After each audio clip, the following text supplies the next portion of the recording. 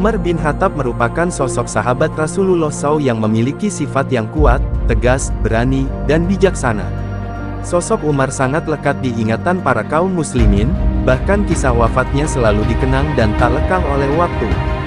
Penyebab kematian Umar bin Khattab adalah karena dendam pribadi Abu Lu'lu' Fairuz, seorang budak yang fanatik. Umar bin Khattab dibunuh oleh Abu Lu'lu' pada saat menjadi imam sholat subuh pada Rabu, 25 Zulhijjah 23H 644 M. Abu Lu'lu' sendiri adalah orang Persia yang masuk Islam setelah penaklukan Persia oleh Umar bin Khattab sebagai rangka ekspansi atau perluasan wilayah Islam.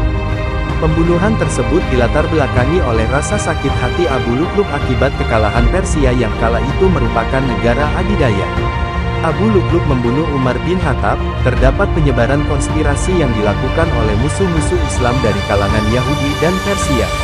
Umar bin Khattab ditusuk oleh Abu Lu'lu' menggunakan belati beracun pada saat Umar bin Khattab melaksanakan sholat. Namun, sebelum menghembuskan nafas terakhirnya Umar meninggalkan sebuah wasiat. Wasiat Umar bin Khattab. Menjelang ajalnya, Umar memilih 6 sahabatnya yakni Utsman bin Affan, Ali bin Abi Thalib, Talha, Zubair, Abdurrahman bin Auf, dan Sa'ad bin Abi Waqqas. Umar kemudian berwasiat pada mereka agar memilih salah satu seorang di antara mereka untuk menjadi khalifah selanjutnya menggantikannya. Merasa ajal kian dekat dengannya, Umar bin Khattab lantas mengutus putranya Abdullah bin Umar untuk menemui Aisyah, istri Rasulullah SAW, untuk menyampaikan salam pada Aisyah dan permohonannya agar diperkenankan untuk dimakamkan di samping Rasulullah SAW. Aisyah pun kemudian menyetujui permohonan tersebut. Meskipun Aisyah sendiri pun sangat ingin kelak dimakamkan di samping suaminya Rasulullah SAW dan ayahnya, Abu Bakar As-Siddiq. Abdullah kemudian mengabarkan pada ayahnya perihal izin dari Aisyah. Umar bergembira sebab tempat itu adalah yang paling diinginkannya ketika meninggal. Ketika Umar bin Khattab menghadapi kematian, ia didatangi seorang lelaki dari kaum Ansar.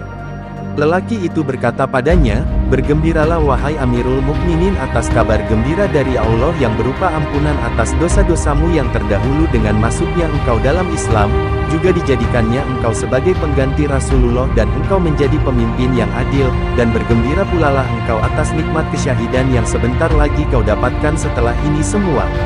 Kemudian, Umar bin Khattab menjawab, "Wahai anak saudaraku, aku berharap cukuplah aku dimatikan dalam keadaan baik." Al-Munjid TT 9.